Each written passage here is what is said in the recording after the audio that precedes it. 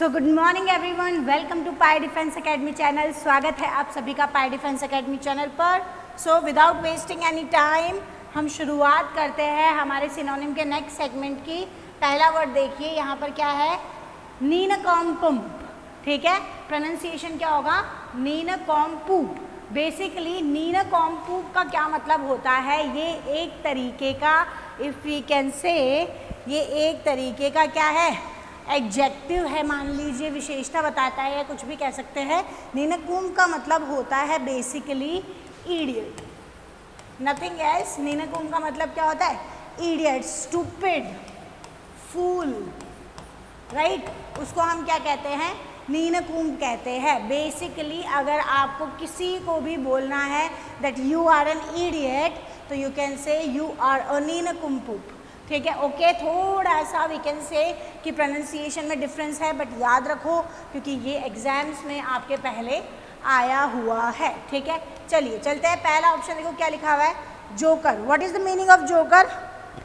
नहीं बेटा नहीं, जोकर का मतलब फूल बिल्कुल भी नहीं होता है। आपको भी मैं बताना चाहूँगी, जोकर का मतलब फूल नहीं होता है। समवेयर यू कैन नॉट से कि जोकर जो होता है वो इडियट होता है, स्टूपिड होता है।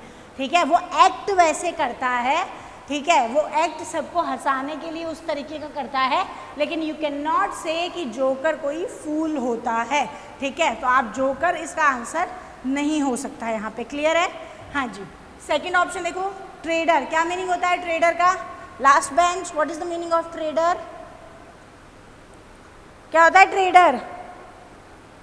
विक्रेता, है ना, जिसको हम बोल सकते हैं ट्रेडर को बेसिकली, और मर्चेंट। मर्चेंट ही तो होता है एक तरीके से ट्रेडर, जिसको हम हिंदी में क्या कहते हैं, व्यापारी, विक्रेता। ये क्या होते हैं, ट्रेडर होते हैं। Very normal.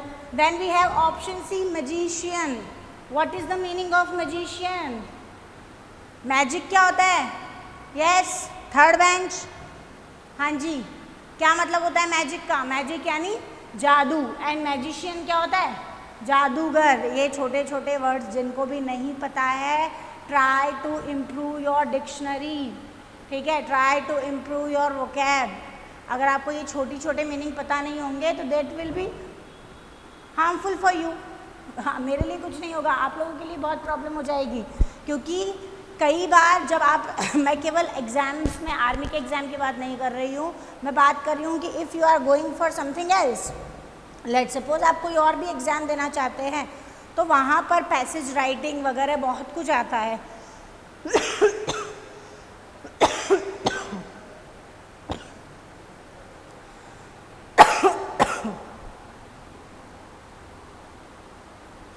सॉरी। तो वहाँ पर पैसेज राइटिंग, है ना, कंपोजिशन, बहुत कुछ आता है। तो you have to translate that to get the answer. ठीक है, किसी भी पैसेज राइटिंग का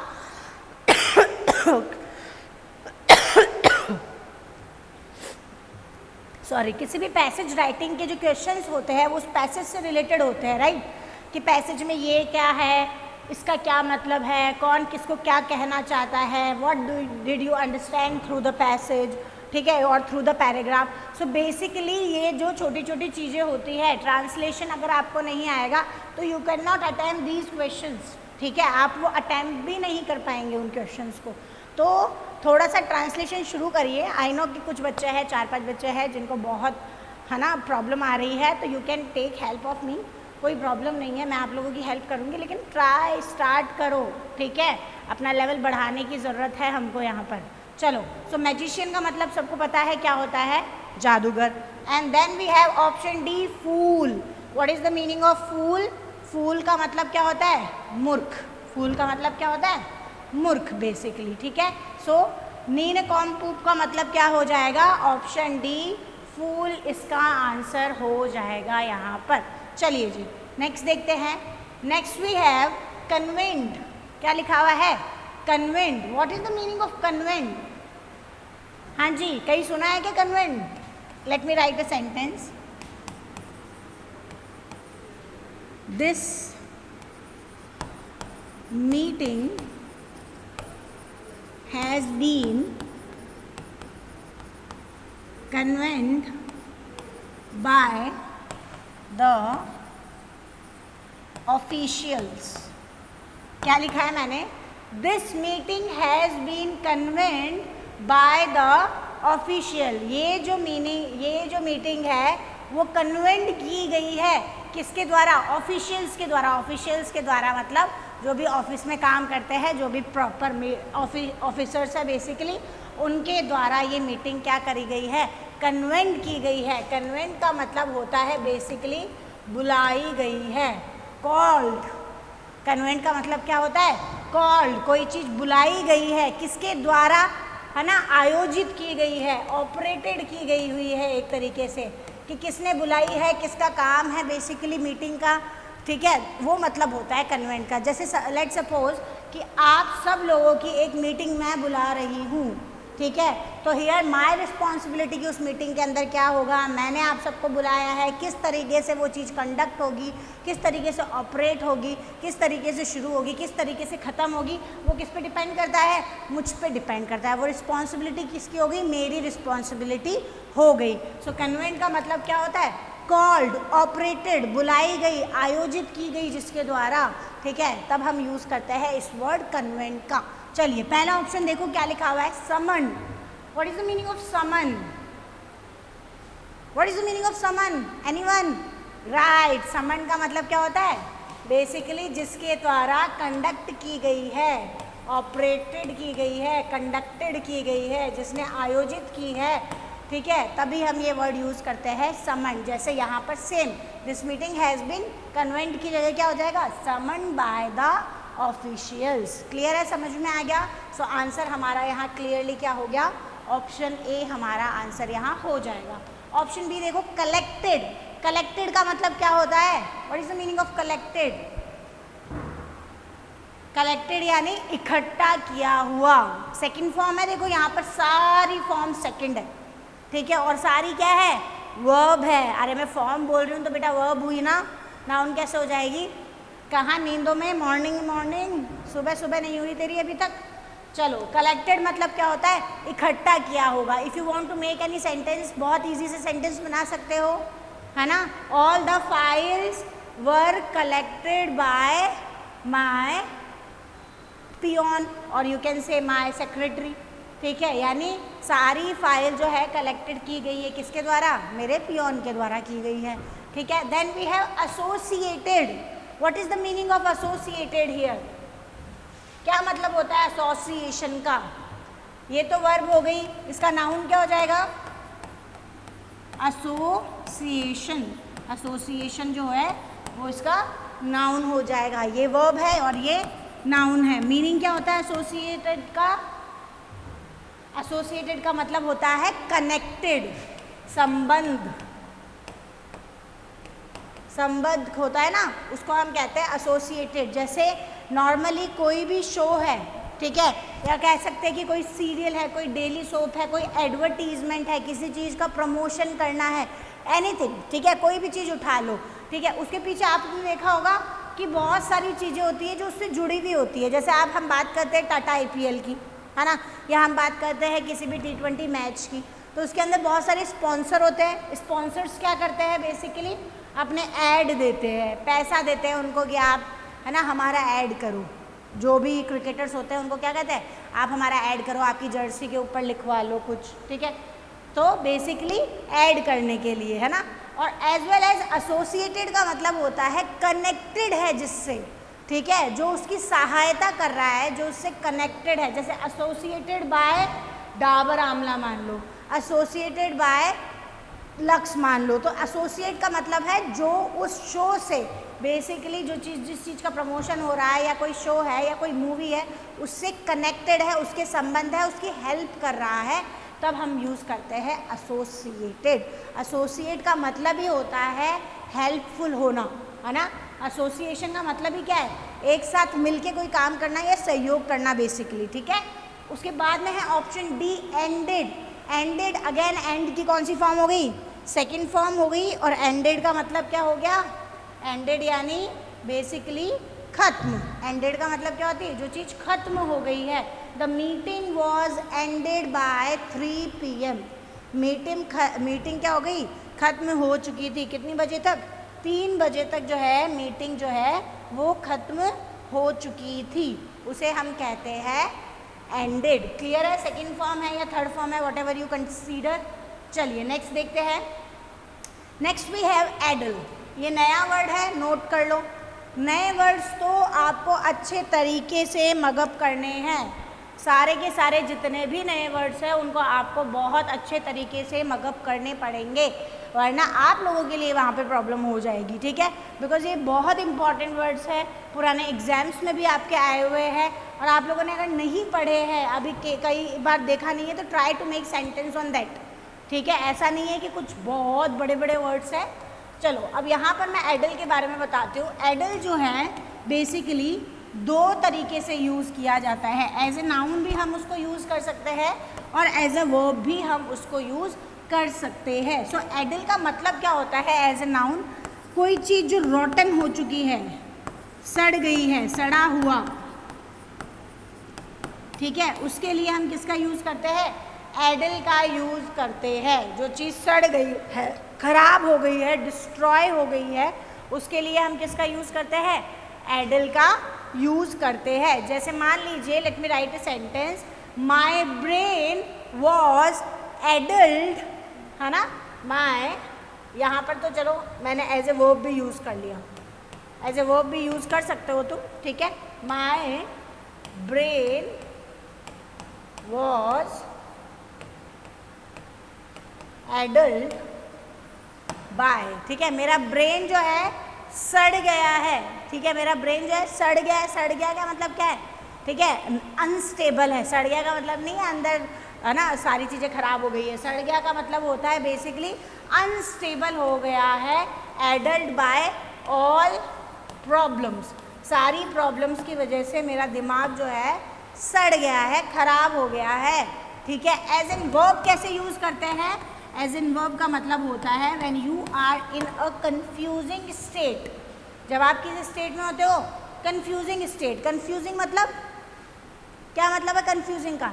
when you are not thinking directly, है ना। जब आप किसी एक चीज़ पे पहुंच नहीं पाते, इधर जाना उधर जाना आपको पता नहीं है, तो एडल को हम दो तरीके से यूज़ कर सकते हैं। एक तरीके से नाउन की तरह भी और वर्ब की तरह भी। नाउन का मतलब हो गया कोई चीज़ अगर ख़राब हो गई है, कोई चीज़ अगर सड़ गई है, तब भी हम एडल का यूज़ करते हैं। एंड एज एन वर्ब, अगर आप किसी कंफ्यूजिंग स्टेट में हैं तब भी आप एडल का यूज़ करते हैं। जैसे मान लो आपको यूज़ करना है कि जब से उसके पास इतना पैसा आया है उसका दिमाग घूम गया है, वो पागल हो गया है, कंफ्यूज हो गया है, what to do what not to do, ठीक है। So you can say after the money, ठीक है, after he became rich he got adult. Second form क्या हो जाएगी? एडल्ट। कंफ्यूज हो गया है, पागल सा हो गया है, ठीक है।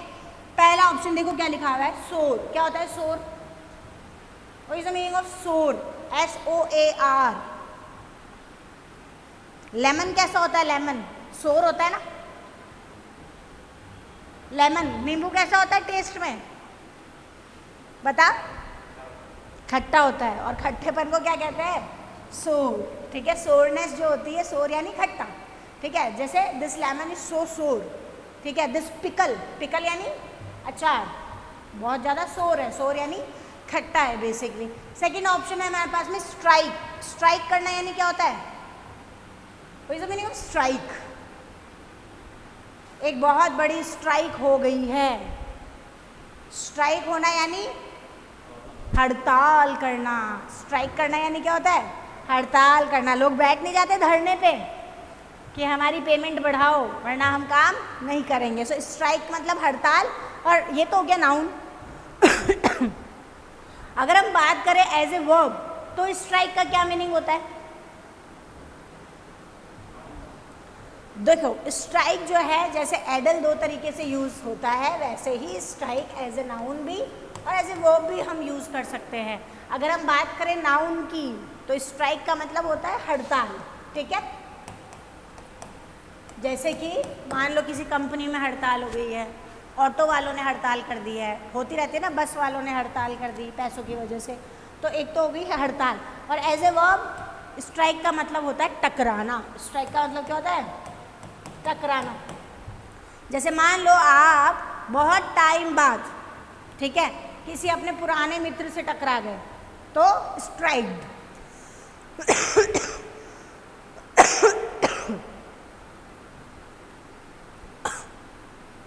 सॉरी। सो स्ट्राइक का मतलब क्या हो जाएगा? टकराना, ठीक है। जैसे आप बोल सकते हो I have strike one of my oldest friend, मैं अपने बहुत पुराने मित्र से टकराई हूँ। सो बेसिकली स्ट्राइक मतलब टकराना भी और हड़ताल भी।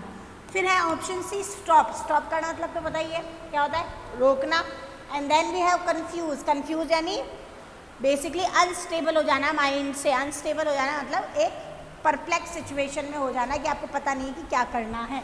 सो क्लियरली हमारा आंसर क्या हो जाएगा यहाँ पर?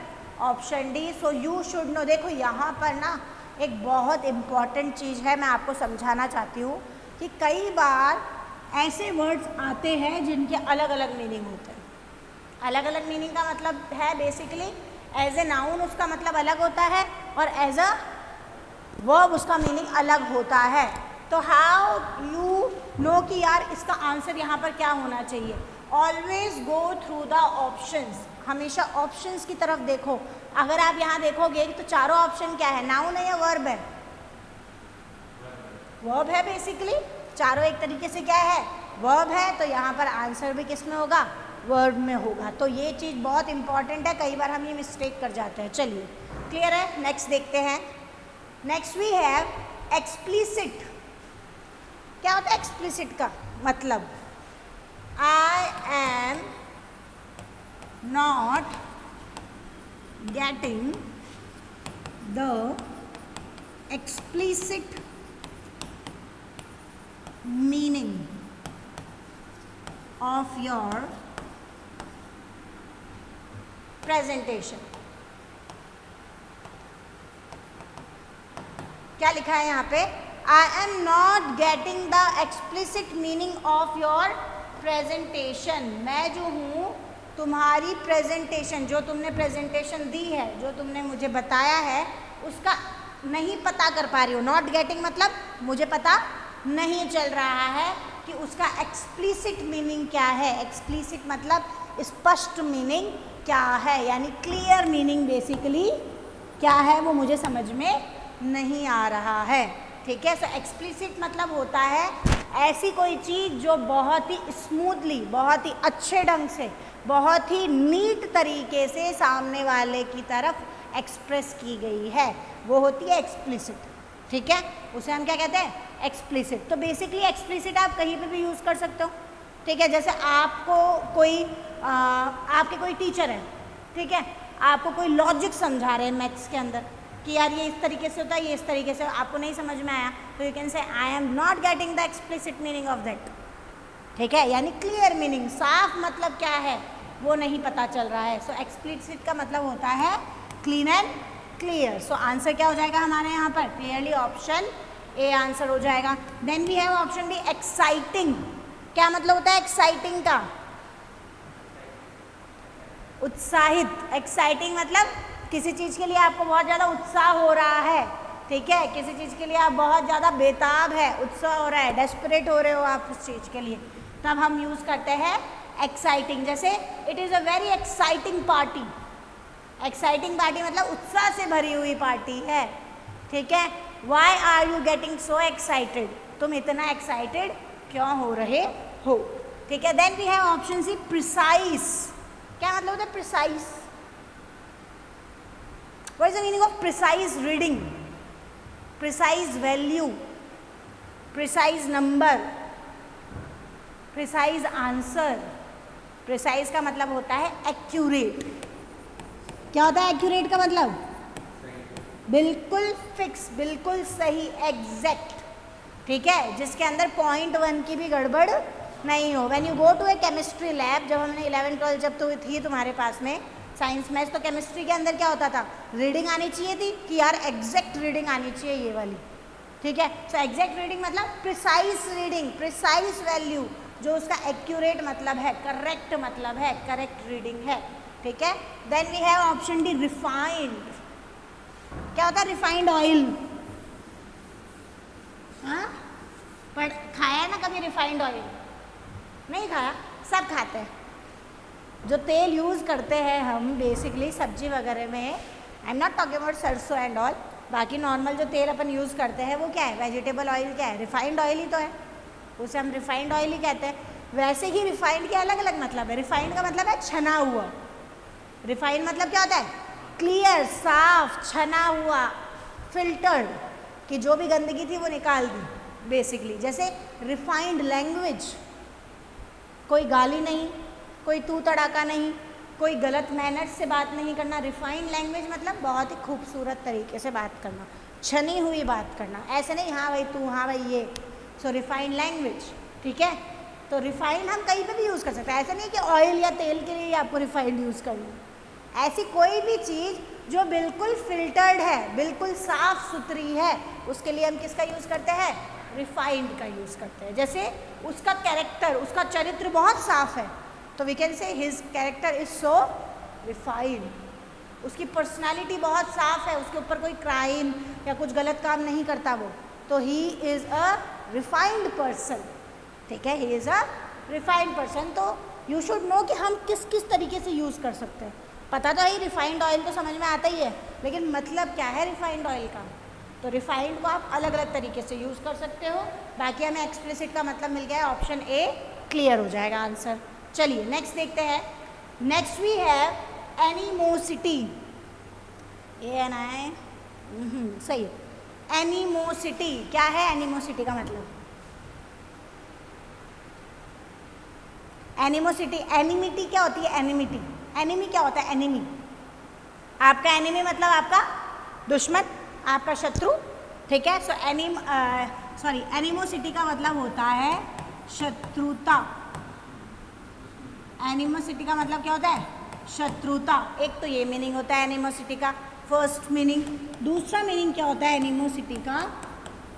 When you don't care about anything, जब आप किसी चीज़ की परवाह नहीं करते हो, ना किसी के इमोशन की, ना किसी बात की, ना किसी चीज़ की, यानी उदासीनता। जिस चीज़, जहाँ पर आपको किसी भी चीज़ को लेके इंटरेस्ट नहीं है, यानी मान लीजिए किसी को कोई प्रॉब्लम हो रही है, you are not interested, that means you are indifferent या यू हैव एनिमोसिटी। तुम्हारे अंदर क्या है? एक तरीके की एनिमोसिटी है। एनिमोसिटी मतलब शत्रुता भी होती है, एज वेल एज आप किसी को पसंद नहीं करते या आपका किसी से कोई लेना देना नहीं है, ठीक है। उसको भी हम क्या कहते हैं? एनिमोसिटी कहते हैं। क्या है ये? एक तरीके का नाउन है, ठीक है। पहला ऑप्शन देखो, वैनिटी। क्या मतलब होता है वैनिटी का? वैनिटी वैन, वैनिटी वैन क्या होती है? वैनिटी वैन दो चीज़ें होती है वैनिटी भी। वैनिटी वैन का नाम सुना है कभी किसी ने? नहीं पता? लेट मी टेल यू, जब लोग शो के लिए जाते हैं, जैसे मान लो कि कोई इंसान मूवी बना रहा है, तो सेट पे जाएंगे ना मूवी बनाने के लिए, तो जो वो वहाँ तैयार होने के लिए, ऐसा तो नहीं ना हर जगह सेट पे आपको होटल के रूम मिल जाएंगे बड़े बड़े, तो जो एक्टर या एक्ट्रेस वगैरह होती है उनके पास अपनी अपनी एक क्या होती है? वैनिटी वैन होती है, बड़ी सी वैन होती है जिसके अंदर गद्दे वद्दे सब लगे होते हैं, जहाँ मेकअप वेकअप सब कर सकते हो, बाथरूम वाथरूम सब कुछ होता है, वो होती है वैनिटी वैन। उसे हम क्या कहते हैं? Vanity van. बाकी एक और वैनिटी का मतलब होता है प्राइड। किसी चीज़ पे क्या करना? प्राइड करना, यानी गर्व करना क्या होता है? वैनिटी कहलाती है। किसी चीज़ पे गर्व करना या प्राइड करना क्या होता है? वैनिटी कहलाती है। Then we have option B, empathy. Empathy का मतलब होता है able to understand someone's feeling, able to understand someone's feeling, basically सामने वाले की फीलिंग को समझने की योग्यता को हम क्या कहते हैं? एम्पैथी कहते हैं। एम्पैथी का मतलब बेसिकली क्या होता है कि जैसे मान लो कि दो लोग हैं, ठीक है। अब दो लोगों में से अगर हम देखें कि किसी का सामने दो लोग खड़े हैं रोड के ऊपर, let me give you an example. फटाफट से बैठ जाओ, झट से बैठ जाओ फटाफट, ठीक है।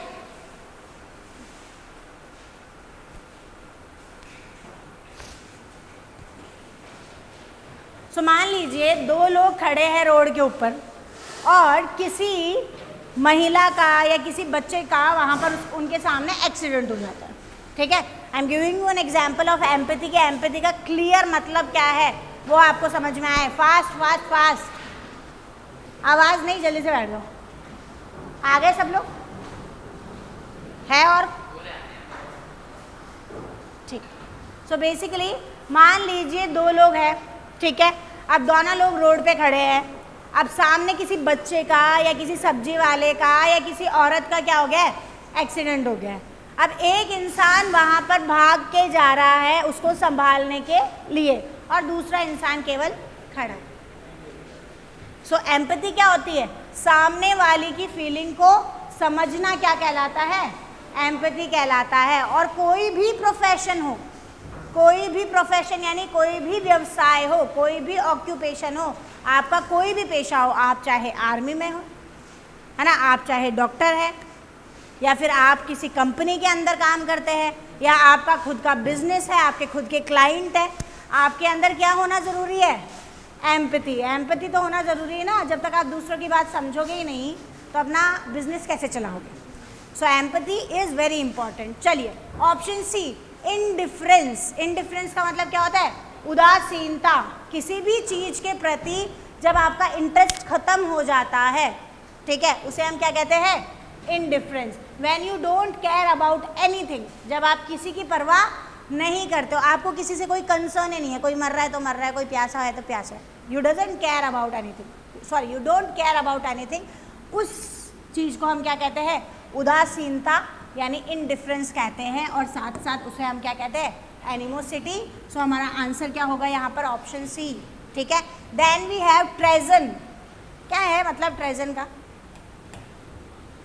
What is the meaning of treason? अखबार पढ़ते हैं हम लोग, अखबार में इतनी सारी न्यूज़ आती है कि आज वो पैसे लेके भाग गया दूसरे देश, आज वो ऐसा करके मर्डर करके दूसरे देश भाग गया, हमारे देश के साथ गलत करके दूसरे देश भाग गया, ठीक है। तो बेसिकली जब आप खुद के देश के साथ धोखा करके भागते हो, उस चीज़ को हम क्या कहते हैं? ट्रेजन कहते हैं। यानी अपनी ही कंट्री के साथ क्या करना? धोखा करना क्या कहलाता है? ट्रेजन कहलाता है। और ये सारे नाउन हैं, ये याद रखना, ठीक है। नाउन का आंसर हमेशा नाउन में जाता है ऑलमोस्ट। क्लियर है? समझ आ गया? चलो नेक्स्ट देखते हैं। Next we have befuddled. क्या लिखा हुआ है? बीफडल्ड। दो मीनिंग है बीफडल्ड के भी, एक दूसरे से रिलेटेड ही है, ठीक है। बीफडल्ड का एक मतलब है जब कोई इंसान बहुत ज़्यादा शराब पी लेता है, तुम्हारी तरह, ठीक है। जब कोई इंसान बहुत ज़्यादा ड्रिंक कर लेता है और ड्रिंक करने के बाद क्या हो जाता है? बावड़ा, क्रेजी हो जाता है, गलत हरकतें करने लग जाता है, कंफ्यूज हो जाता है, लड़खड़ाने लग जाता है, उसे हम क्या कहते हैं? बीफडल्ड कहते हैं। यानी व्हेन यू गॉट ड्रंक, जब आप क्या हो जाते हो? पूरे शराब से पागल हो जाते हो, तब भी हम किसका यूज़ करते हैं? बीफडल्ड का। As well as when you act, when you act stupid, जब आप किसकी तरह बिहेव करते हो? स्टूपिड मतलब मूर्ख। और क्या कहते हैं स्टूपिड को? इडियट, हिंदी में नहीं इंग्लिश में। और फूल, फुलिश, क्रेजी, मैड, यही होता है स्टूपिड का मतलब, ठीक है। So when you act, act यानी what is the meaning of act? Act करना यानी क्या होता है? व्यवहार करना। जब आप किसकी तरह व्यवहार करते हो? पागल की तरह व्यवहार करते हो, उसको हम क्या कहते हैं? बीफडल्ड कहते हैं। जैसे मान लीजिए एक सेंटेंस है कि लॉस, फाइनेंशियल लॉस होने के बाद वो पागल हो गया। After the financial loss he got befuddled, यानी वो क्या हो गया? बावला हो गया, पागल हो गया, स्टूपिड हो गया, ठीक है। चलिए पहला ऑप्शन देखो क्या लिखा हुआ है? वुंडेड। क्या मतलब होता है वुंड का? घाव, है ना। और वुंडेड मतलब घायल, जिसको बहुत ज़्यादा इंजर्ड, है ना, इंजर्ड कह सकते हैं। क्राउडेड, क्राउडेड यानी भीड़ से भरा हुआ, ठीक है। दिस हॉल इज क्राउडेड मतलब बहुत सारे लोग हैं यहाँ पर, ठीक है। दिस मॉल इज क्राउडेड मतलब बहुत सारी जनसंख्या है, बहुत सारे लोग हैं वहाँ पे। Then we have enlightened. क्या होता है enlightened? What is the meaning of enlightenment? महात्मा, अरे शराबी, बहुत बिल्कुल ऑपोजिट मीनिंग बोला है तूने। महात्मा बुद्ध को एनलाइटेंड मिला था एक पेड़ के नीचे, गया में। ज्ञान, एनलाइटमेंट मतलब क्या होता है? ज्ञान की प्राप्ति होना है। परम ज्ञान को क्या कहते हैं हम? एनलाइटमेंट कहते हैं। जब आप पूरी तरीके से ज्ञानी बन जाते हो उसे हम एनलाइटमेंट कहते हैं। हाँ बेटा, शराबी को तो ड्रंक कहते हैं। नहीं, याद नहीं आ रहा मुझे ऐसा कोई वर्ड, देखूंगी, ठीक है। एनलाइटेंड तो यही होता है कि बेसिकली जब ज्ञान की प्राप्ति हो जाती है, ठीक है। Then we have option D, stupid.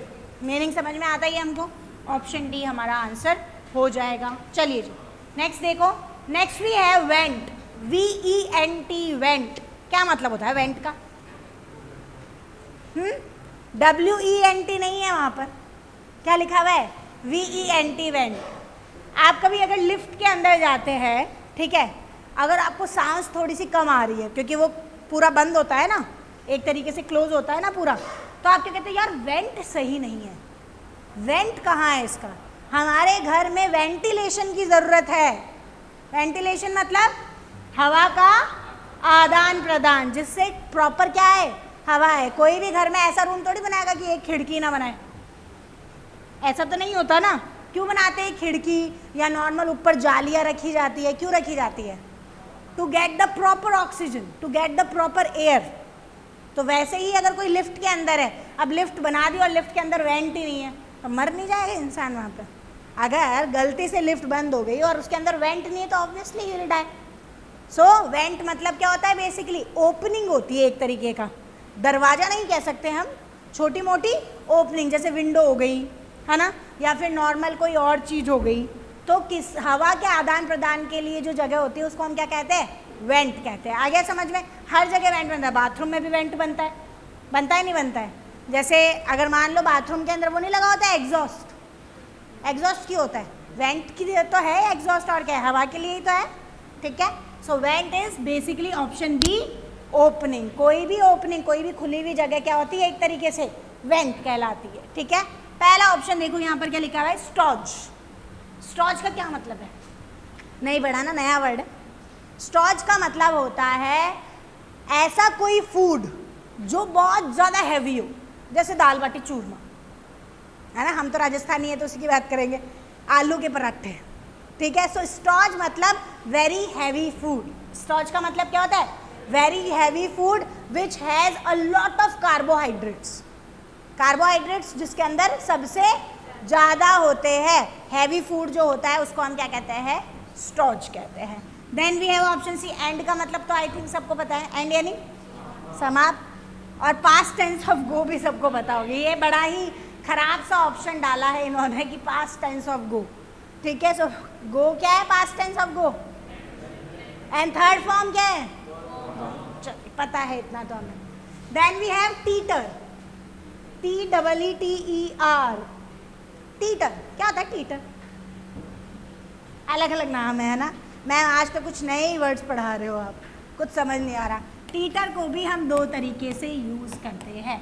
Teeter का एक मतलब होता है बेसिकली जो झूला होता है ना, झूला एज ए नाउन, जो बच्चों का झूला नहीं होता उसको हम क्या कहते हैं? टीटर कहते हैं। पहला तो ये ऑप्शन है, ठीक है। कोई भी बच्चों का जो झूला होता है एज ए नाउन, यहाँ पर क्या लिखा हुआ है? नाउन। हम वर्ब पे जाएंगे अब। एज ए वर्ब टीटर का मतलब होता है बेसिकली व्हेन यू कंफ्यूज और हेजिटेट अबाउट समथिंग। जब आप किसी चीज़ को लेके क्या हो? घबरा रहे हो, हेजिटेशन है आपको, एक तरीके का कंफ्यूजन है आपको दिमाग में, ठीक है, उसको हम क्या कहते हैं?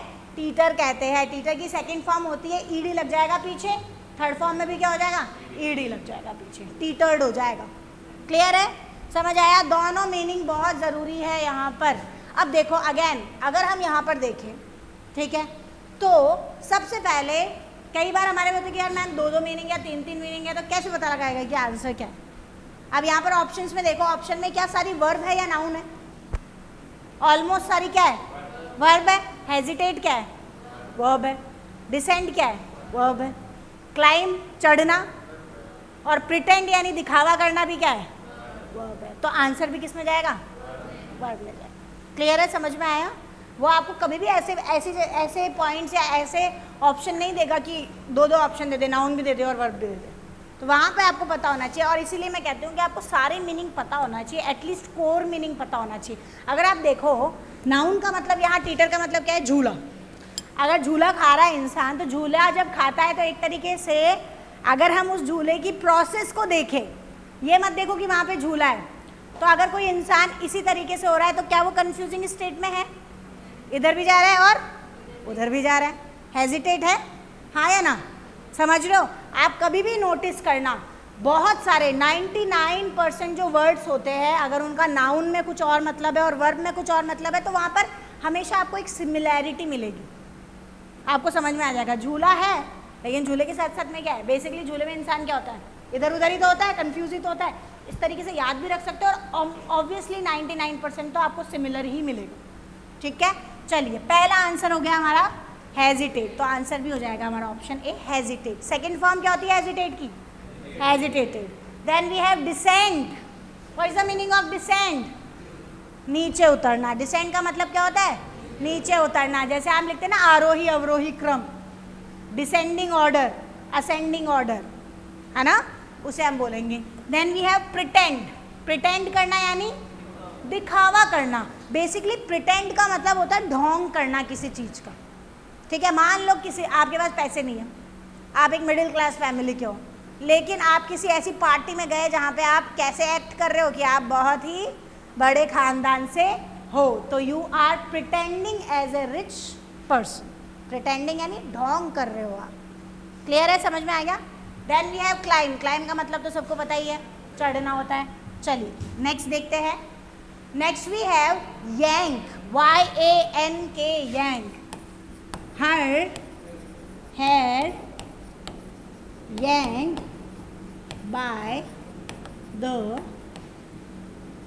lady। क्या लिखा मैंने, हर हेयर, हेयर यानी बाल, was yanked by the lady। उस औरत के द्वारा उसके बाल क्या किए गए, खींचे गए। हो जाते ना झगड़े ट्रेन में, मेट्रो में, इंस्टाग्राम पे देखते रहते होंगे, औरतों में ज़्यादा झगड़े होते हैं, एक दूसरे के बाल पकड़ पकड़ के नोचने लग जाते हैं लोग, ठीक है। सो यांक का मतलब होता है बहुत झटके से खींचना। यांक का मतलब क्या होता है, झटके से खींचना। अब बाल ही ज़रूरी नहीं है, कान भी खींच सकते हैं, हाथ भी खींच सकते हैं, तो झटके से खींचना क्या कहलाता है, यांक कहलाता है। और ये क्या है, वर्ब है, ठीक है। पहला ऑप्शन देखो क्या लिखा हुआ है, एक्सक्यूज। एक्सक्यूज मतलब, एक्सक्यूज कहाँ से कारण हो गया, एक्सक्यूज होता है बहाना। एक्सक्यूज मतलब क्या होता है, there is a difference between reason and excuse. कल को तुम 10 दिन नहीं आओ और तुम बोलो कि मैम वो तो मेरा ऐसा हो गया था, वैसा हो गया था, मैं शादी में चला गया था, तो वो एक्सक्यूज हो गया वहाँ पे, ठीक है। और सच में क्या रीज़न है नहीं आए हो, तो वो सच वाला रीज़न हो जाता है वहाँ पे, ठीक है। Then we have option B, swear. Swear यानी I swear by God, swear to my mom, swear to my dad. Swear यानी कसम खाना basically. Then we have pull यानी, और ड्रैग का मतलब भी क्या होता है, again let's go to the preference, हमेशा प्रेफरेंस पे जाना है। आंसर क्या होगा, ऑप्शन सी, पुल। अगर यहाँ पुल नहीं होता तो हम किधर जाते, ड्रैग की तरफ जाते, क्लियर है। चलिए last but not the least, caveat. Caveat भी एक तरीके की क्या है, वर्ब है। कैवर्ट का मतलब होता है एक्साइटमेंट की वजह से क्या करना, जंप करना या फिर बाउंस करना, कूदना, उछलना क्या कहलाता है, कैवर्ट कहलाता है। बेसिकली कूदना या उछलने को हम क्या कहते हैं, कैवर्ट कहते हैं। पहला ऑप्शन है सप्रेस। सप्रेस यानी